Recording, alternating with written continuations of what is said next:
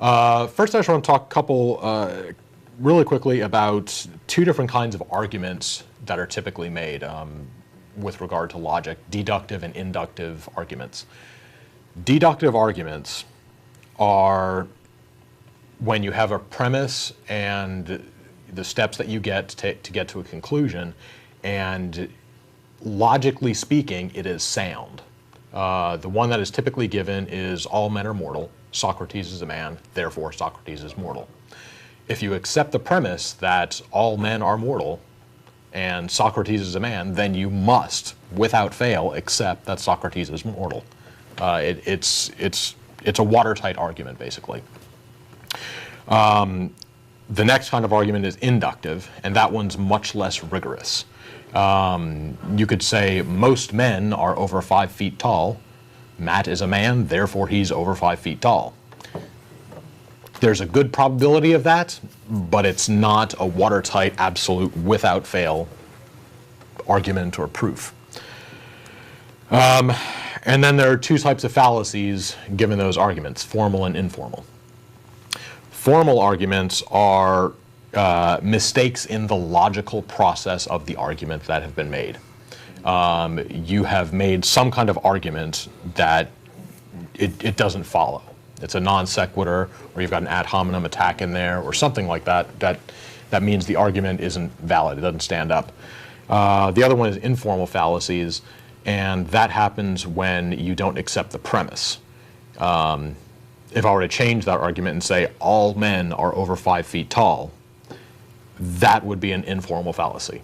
You could actually construct a sound, logical argument. But one of the things is that with a deductive argument is that, as you were saying, if the premises are true and the argument is valid and sound, yes, the conclusion has to be true. Exactly. And so in this case, what we'd find is you could construct a valid and sound logical argument with it, except that you have a flaw in one of your premises, and exactly, that should be rejected. Exactly. And that would be an informal fallacy. Right. So that's what I wanted to go over quickly there. Most importantly, I wanted to get into the actual list of logical fallacies. And again, these are some of the more common ones that you hear bandied about, and especially sometimes come up on this show and we point out. First one, and one of the more common ones, ad hominem attacks.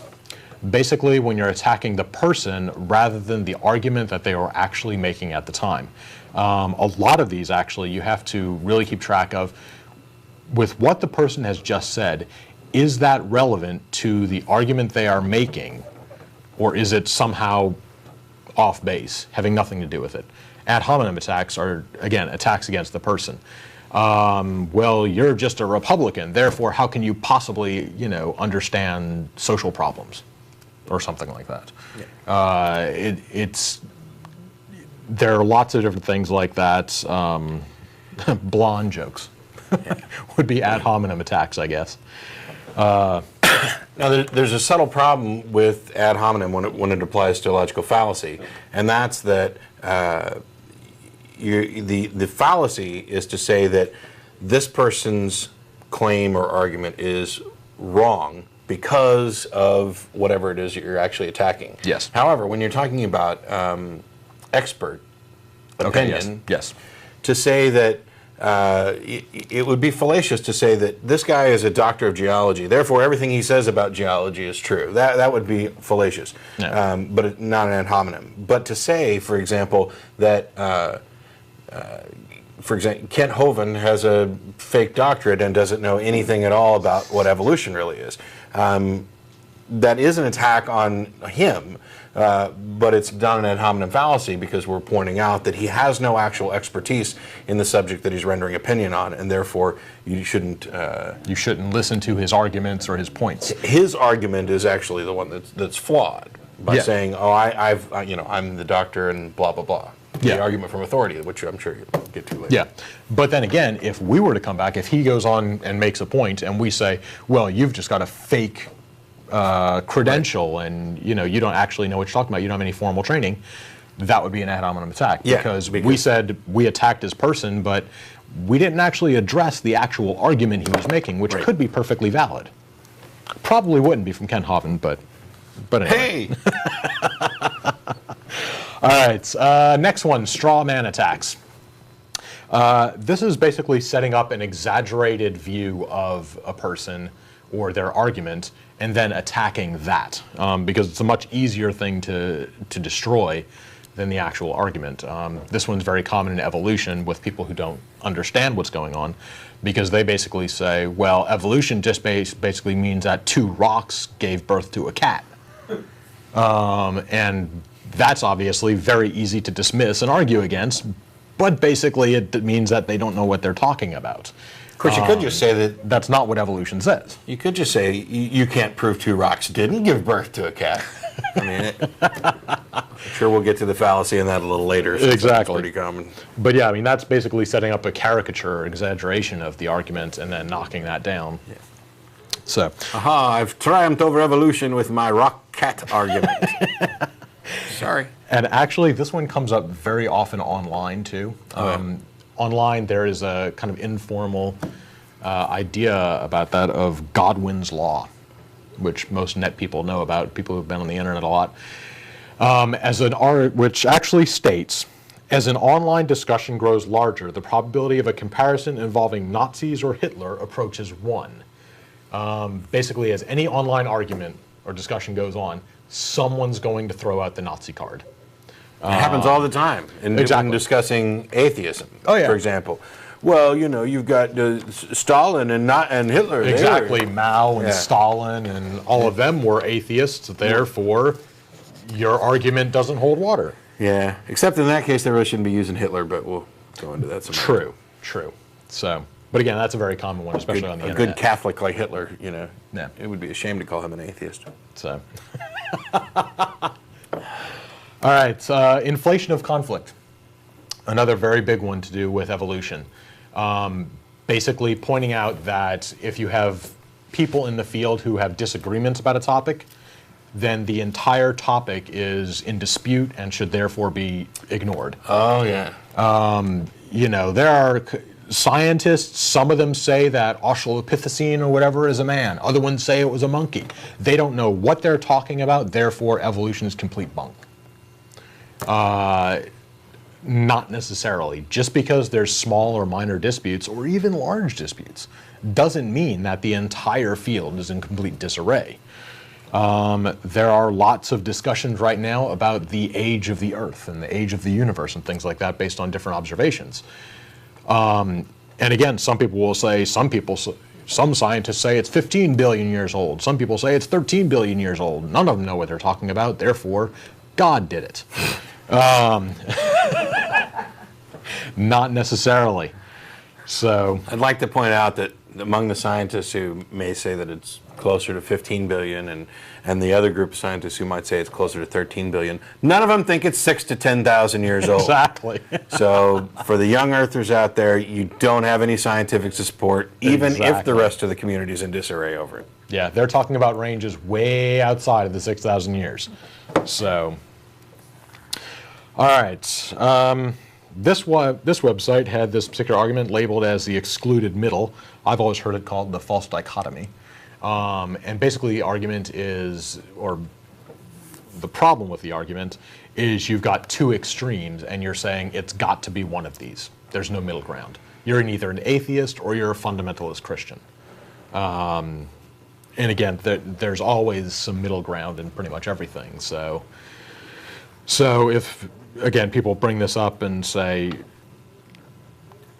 again, they're just extremes. Well, Pascal's wager includes a false dichotomy or an excluded middle. Exactly. And, yeah. you know, in the structure of saying, you know, if I'm right, you know, then you're going to burn in hell. You're going to burn in hell, and if you're right, then nothing happens. So it's what if we're both wrong? What if the Hindus are right? Yeah. Or the Jews or the Buddhists or whoever. Yeah. Another one I kind of brought up, which isn't actually an argument, but a type of statement. If the Bible's true, then Jesus was either a liar, a lord, or a lunatic. He forgot an L, which I think is legend. Exactly, and that would be the one where you're rejecting the premise. Right. If the Bible is true, then one of these things. Well, if you accept that, then I would agree, for the most part. But if you don't accept the premise that the Bible is true, then you're done. Burden of proof. always coming up on this show. When somebody makes a claim, makes a positive claim, they are the ones who bear the burden of proof. They're the ones who actually have to provide evidence to back that up. Provided they care whether anybody else believes it. Exactly. You can believe whatever kind of frou-frou nonsense you want. And if you don't care if anybody else believes you, I've had conversations with people who, well, I can't explain to you, I can't provide you evidence, I can't prove anything to you. I just know it for myself. It is a completely esoteric belief. And you know what? Cool, I guess. Yeah. There's no point in actually having a discussion about that. Exactly. There's nothing, you can't offer anything to convince anybody else, and you basically have your own little reality that is compartmentalized away from the reality that we all share. And I'm concerned about the reality we all share. What goes on inside your head probably isn't that important. Yeah. Well, could have phrased that a little different. But basically, if you're going to make an assertion and you want other people to believe you on that, you should be able to provide evidence of that assertion. And they're not believing you doesn't mean that they now have to provide proof of why they don't believe you. Again, bringing it back to this show, somebody calls up and says, of course there's a God. We can say, sorry, I don't believe you, show me the evidence. We are not the ones bearing the burden of proof to say, here's the reason that there are no God. They're making the assertion that there is a God.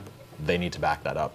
We actually had a call similar to that last week where the caller was basically just asserting that, the Bible is historically accurate and Jesus actually existed, and if you go to these places, you'll find the evidence. And in fact... But the places weren't listed. Yeah, well... It was just the assertion that it's known. Yeah. There are things written. We're generally lazy thinkers, despite the fact that we have, a decent intelligence. We tend to rely on the word of people we trust. Yeah. And so what happens among a lot of people, and I'll just apologize, but I'll pick on Christians for a moment, is they hear things, for example, from preachers and other theologians that, oh, yes, this is, the Bible is checked out and it's relatively historically accurate and, there's no real problems there to worry about. And then they never look any farther. And in actuality, there's, I'm not saying Jesus didn't exist. What I'm saying is that you certainly can't demonstrate that he did. Yep. There's no contemporary evidence, nothing about his life. There are things that don't make sense. There are contradictions with known facts about history and science. So the burden of proof for somebody who's claiming, you have people all the time say, well, Jesus loves you and died for your sins and, wants you to accept it. Okay, well, before you even get to that stage, let's back up a second and tell me what evidence do you have that this guy actually existed? And it turns out that the only evidence they have is this, collection of hearsay and decades after the purported events. So. Yeah. And it's unfortunate, lots and lots of people, and we're not just pointing out Christians or religious people fall into this camp, unfortunately. Oh, yeah. Whenever you hear evidence, or some kind of story that backs up your current ideas and beliefs, you're much more likely to take it at face value and say, yep, sure, see, told you I was right. Whereas if you hear a story that contradicts it, you're much more likely to say, there must be a problem with it. I don't know what it is, but it can't be right. And it's only after you hear lots of stories that hopefully you start looking into it at least and reevaluating your ideas. But that's burden proof. Next one, argument by question. Going back to Kent Hovind again. He would be one that's a strong one for him. I would never want to debate him because he does a lot of evolution and arguments against evolution. But he's very good at pointing out things that are very difficult to explain and take a lot of knowledge. But the questions are really easy. How could life possibly have come from non-life? It's an absurd idea. Well, there are things where that can't happen, but you need a fair bit of knowledge to get into that, or explaining it is very difficult. How evolution happens in general, it's not a quick snap answer. And so when you say, how could a mouse have possibly turned into a cat?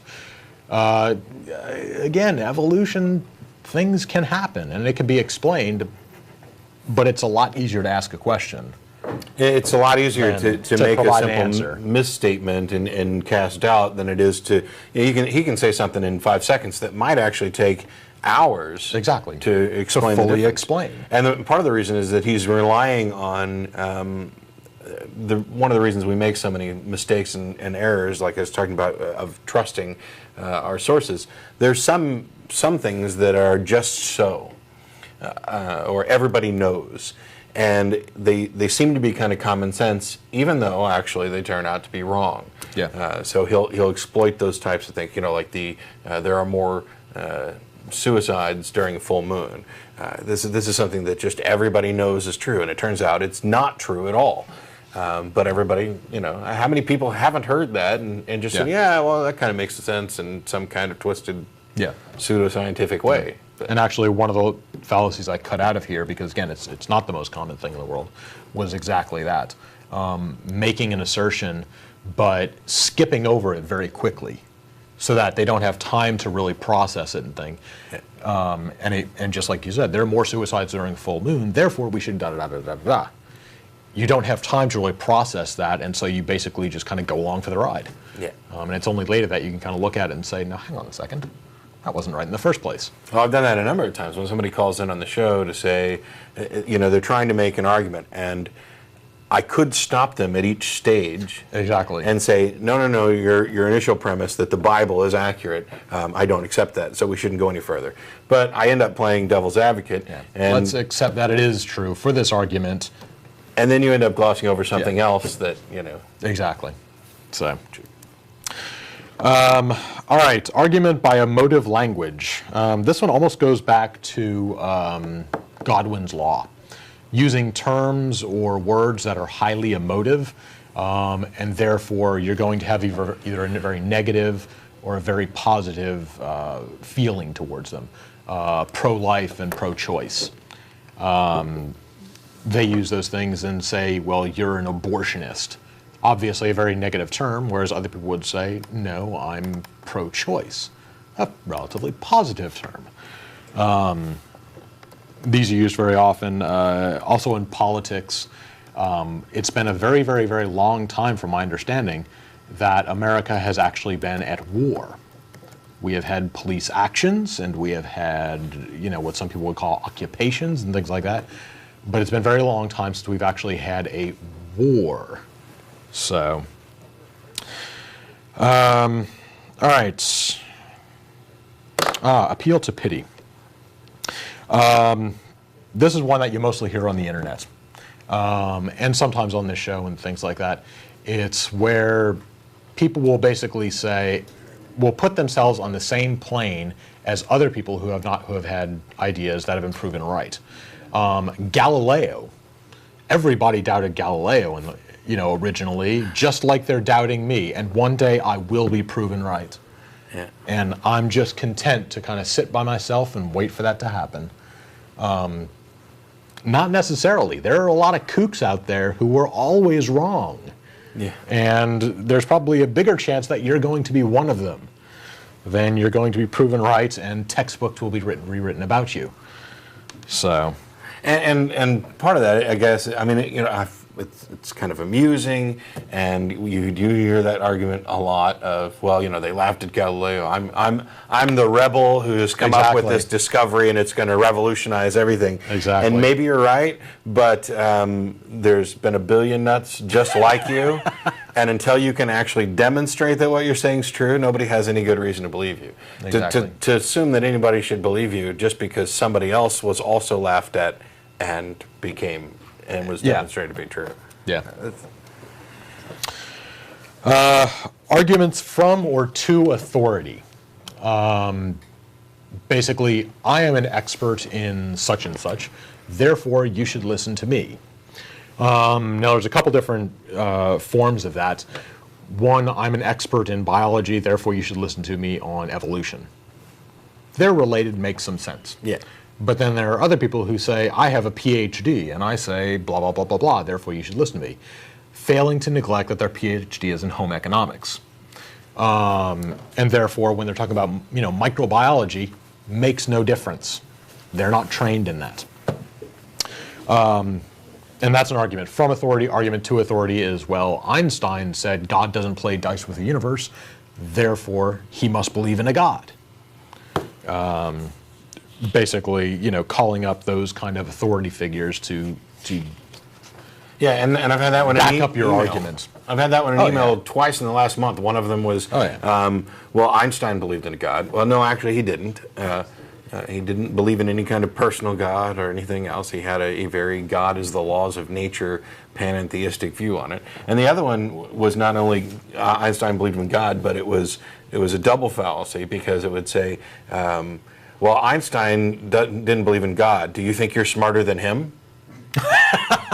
and I replied that with the correction about what Einstein believed, and I have no, I'm not going to say that I'm smarter than him or anything else, but I mean, for example, my favorite example is Francis Collins, who was the head of the Human Genome Project. Very smart scientist, knows way more than I do about DNA, who also happens to be an evangelical Christian. And no, I don't think I'm smarter than him. But I'm smarter than him when it comes to whether or not there's a God. Specific field. Yeah, and DNA, sure, he got me beat hands down. When it comes to analyzing the arguments for and against the existence of God, I've never stumbled across a frozen waterfall and determined that proved that the Trinity was true. So yeah, I'll hold my abilities over Francis on that one. And I'm wondering if a lot of that one actually goes back to religion always having something to rely on, one source. They go back to the Bible. The Bible is infallible. It is the Word. It is truth. You've got a preacher that you listen to, and he is the final authority. You've got the Pope, if you're a Catholic. You've always got this authority figure, God, if you want to go that far. You always got one authority figure to say, what they say goes. Yeah. Whereas, especially in atheism, that's not the case. There are a lot of people out there who have some really good ideas, and we may agree with them very, very strongly on those ideas. But that same person can have other ideas which we don't agree with. Yeah. Again, a lot of times they say, well, y'all are Darwinists then. Well, Darwin had some pretty good ideas. They were 150 years ago, and so we've made some changes since then. And there are other things that Darwin said which were completely wrong. It doesn't mean that we should throw everything out. Thomas Jefferson had slaves. That doesn't mean we should throw out the entire Constitution just because he had a couple bad ideas along with some good ones. All right, next one, statement of conversion. I used to be an atheist, and now I'm a strong Christian. So I know what the atheists are going to say, and they're wrong. Or worse, I know that you guys really believe in God, and you're just hating him, you're mad at him. Yes, you're Somebody upset hurt with you. God. You were wounded by the church. Exactly. One of the things that we see this a lot. Like Kirk Cameron comes on, I was a devout atheist. Really? How the hell do you do that? But I don't. I know plenty of people who would identify themselves as an atheist, as atheists, who are atheists for completely different reasons. There are atheists. There is this big issue of belief and whether or not somebody truly believes something, and I don't want to go down that road. But there are people who would identify as atheists who did get mad at a God or did get hurt by the church or anything else. That's completely different from whether or not you have considered the arguments and evidence and come to some kind of rational conclusion about what's what. And for those people in that position, like myself, Ashley, other members of the ACA, who are rational atheists, who are making a statement about the religious claims not having not met their burden of proof, we're completely open to whatever evidence or argument there is, as long as it's sound. Yeah. So if you can come up with some kind of proof of God's existence that you think is without flaw, please call in. Let us know. We've been trying to find it for nearly 10 years. Yeah. You could shut us down before the 10-year mark if you could provide something good. I used to think that I had the good arguments for the existence of God, and then I started. Yeah, because didn't you used to be a Christian? I did, but I'm not going to pretend that I know what every Christian knows or thinks. I have family members who claim that they've seen demons with their own eyes. Yeah. I have no way of disputing that. I don't happen to believe that that's what actually happened, but I believe that they think so. For people who have their own personal reasons for believing that they can't justify anybody else, there's no argument against that. But when I started learning about critical thinking, skepticism, logical fallacies, that's when I discovered that the arguments that I was buying into for the existence of God didn't hold any water. So I went looking for new ones. Yeah. These don't work. There must be better ones out there. Yeah, there should be some. I mean, we couldn't all be wrong. There couldn't be millions of people who are just wrong about something, which is also a fallacy. And so I found more arguments, and well, they were wrong too. And so I'm still looking. Now, the show's been on for 10 years. I haven't even been an atheist that long. Yeah. But I'm still looking to somebody to provide some argument, compelling reason to believe that anything's supernatural. Yep. Telephone number is on your screen. Use it if you got one. Call in with your argument. We'll tell you the fallacy. All right. Confusing correlation and causation. Which is huge. Oh, yeah. That's a pretty common one. Basically saying that these two things seem to be related in some way, therefore this one must have caused that one. This kind of goes back, well, first cause isn't quite the same thing, actually. But yeah, I mean, this, I would almost say that astrology could almost fall into this category. It's really kind of a thing about generalization. Yeah. I got up on the right side of the bed this morning and this happened, and therefore these two things are related. Yeah, pretty much any of the, I broke a mirror. Yeah. I spilt salt, things like that. It ties in with the post hoc, ergo propter hoc, after this, therefore because of this. Something happened and then something else happened later, and we who are prone to looking for patterns, which is a good thing, and we're good at it. In general, it's good. We're so good at it that we're bad at it. We make a connection between A and B that doesn't work. Doesn't work, yeah. So. All right, appeal to widespread belief. Kind of what you were talking about earlier. Everyone, there's 90% of people believe that there's a God. Therefore, there must be. Again, like you were saying a couple of seconds ago, it can't be that everyone's wrong. Well, they can. It's not the most common thing in the world, but it certainly happens. A long time ago, everybody thought the world was flat. They were wrong, by the way. Yeah. And for those of you, just in case. and I want to make sure I direct that comment to the new co-host on The View. Exactly. Sherry, I think her name is, who, I wasn't particularly thrilled with Whoopi there trying to link God and evolution together and merge this science and religion. But at least she was somewhat rational. Yeah. For lack of a when better you term. ask somebody, is the Earth flat? I know when Whoopi asked the question, she was expecting an immediate, well, of course the Earth's not flat. And this woman had no idea. I really don't know. I guess if my kid ever asked me, I'd have to say, we're going to go down to the library. Yeah. Wow. Saying she's got more important things to deal with in her life. Yeah. I have a job and I have kids to take care of, and that's just something that never entered into my mind. And I agree. Those things are more important than whether or not you believe the Earth is flat or round. Exactly.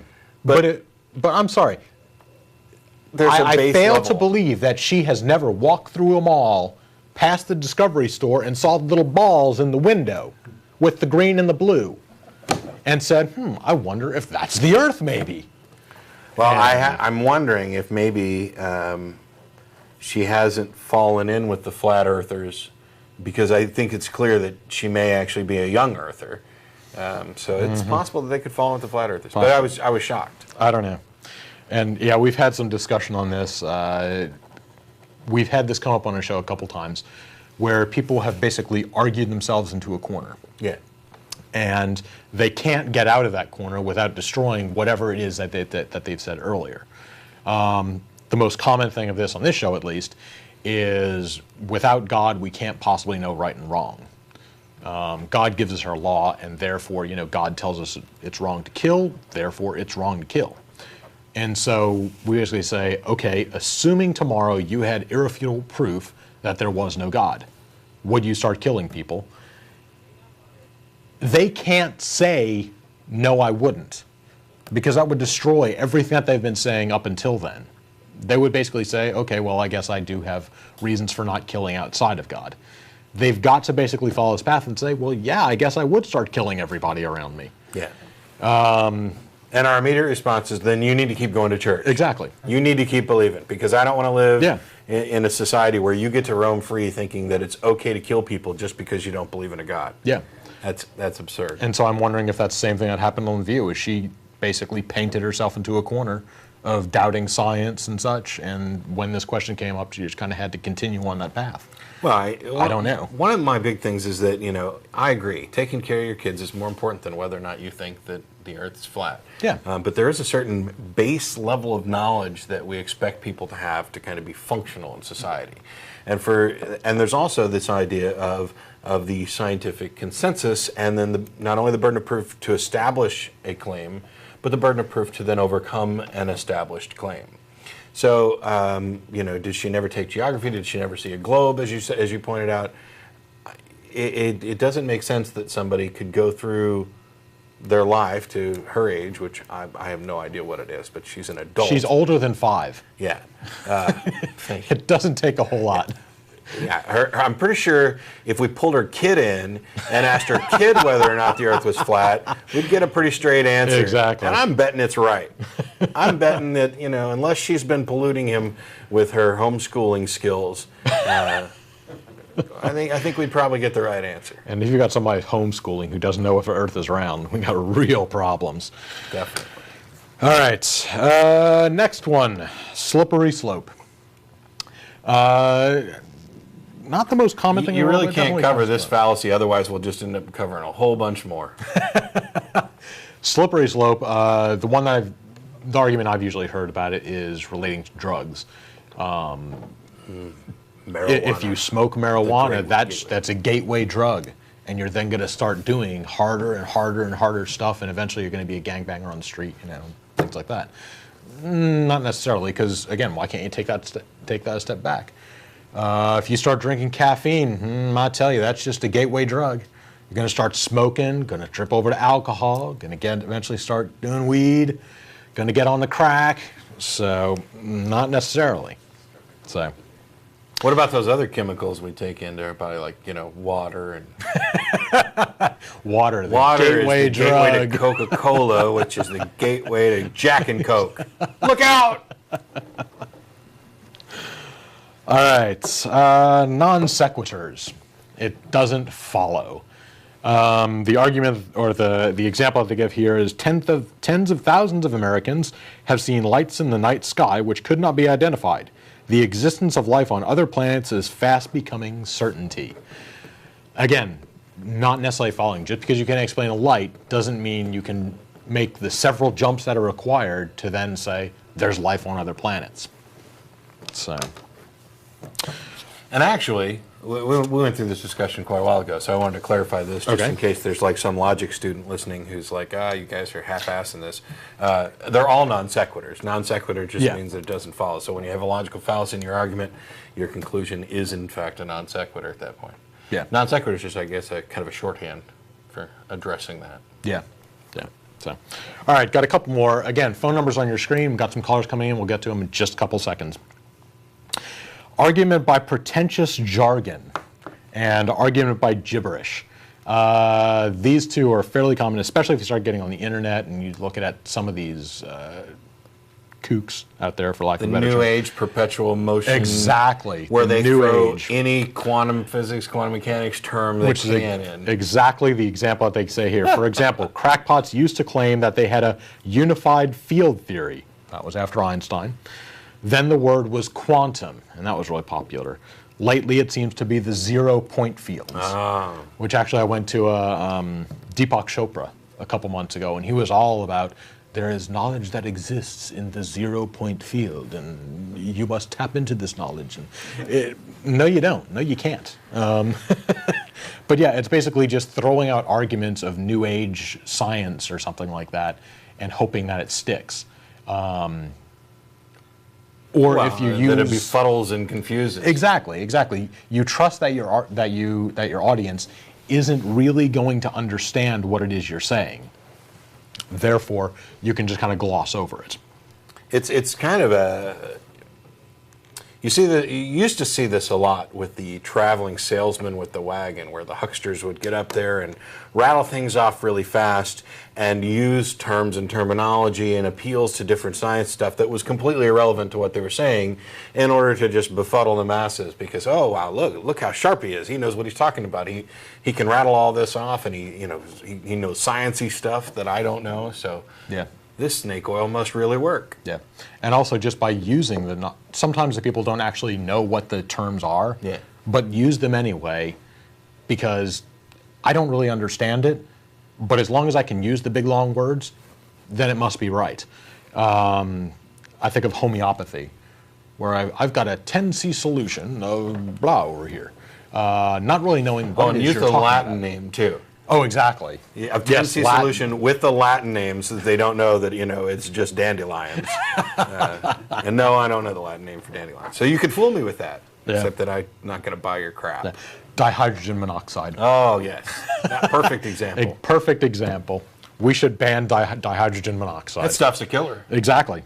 Absolutely. I stay away from the stuff. It destroys land. Yep. Exactly. Any inhalation, you're gone. So, all right. Moving the goalposts. Basically, once you've addressed one point, they then say, okay, well, you've gotten that, but what you really need to do is answer this question. And then once you answer that one, they'll move it off again. And basically, it comes to a point where eventually you can't answer it. It's almost like the kid saying, why is the sky blue? Well, because of the atmosphere. Well, what's the atmosphere? Well, it's all the air around the Earth. Well, what's in the air? Well, there are these chemicals. And, well, what are the chemicals coming from? And eventually you're going to have to say, well, I don't know. My favorite example of moving the goalpost relates to the creationist arguments against evolution with regard to transitional fossils. Okay. So way over here you've got an ancient ancestor of humans, and here you have modern humans, and they say, there's no transitional fossil. And you find a transitional fossil, and they say, yes, but that just created 2 more gaps. And when you find the transition Exactly. between those, now you've got 4. And 8 and 16. So, eventually you get this long line of skulls, for example, and the creationists will walk up and say, everything on this side is ape and everything on this side is man, and you still haven't found the thing that fills this gap here. Yeah. Oddly enough, the thing I find most amusing is that most creationists don't pick the same point. Yes. Yeah, they've all got different points. Some of them, everything left of this is ape, everything left of this ape. Some of them go all the way up to, if you don't get modern Homo sapiens, then Homeo? Yeah. See, homeopathy. Then it's a monkey. It's a killer. All right. Appeal to complexity. Again, very common one. I don't understand how evolution could possibly have happened, therefore it didn't. Just because you don't understand it doesn't mean it's not real. I can't completely explain electricity and how exactly it works in wires, but it does, and therefore I can kind of use that. Just because you don't understand it doesn't mean it's not real. Our caller last week that actually called in to say we don't have a good understanding of air. Yes, We don't have a good explanation for air. that's true. Yeah, we've got quite a bit of that, actually. Argument by laziness is fairly similar. Basically, I haven't bothered to look into this. I don't know if it's actually true, therefore it can't be. And I'm just going to dismiss this whole line of reasoning because I don't understand it.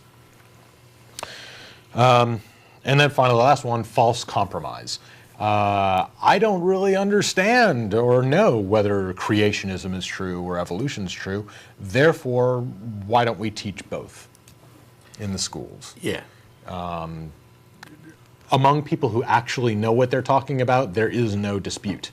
There are a few kooks out there who believe weird and wacky things, but that doesn't mean you have to take them seriously. This goes back to actually another fallacy you talked about, where just because there's a dispute doesn't make both possibilities Exactly. equally likely. probable. It also doesn't mean that those are the only 2 possibilities. So, Exactly. So, when let's teach the controversy. Oh, okay, let's teach the Zeus Odin myths. Yep. For creation or the Yeah, Thor and everybody else. So.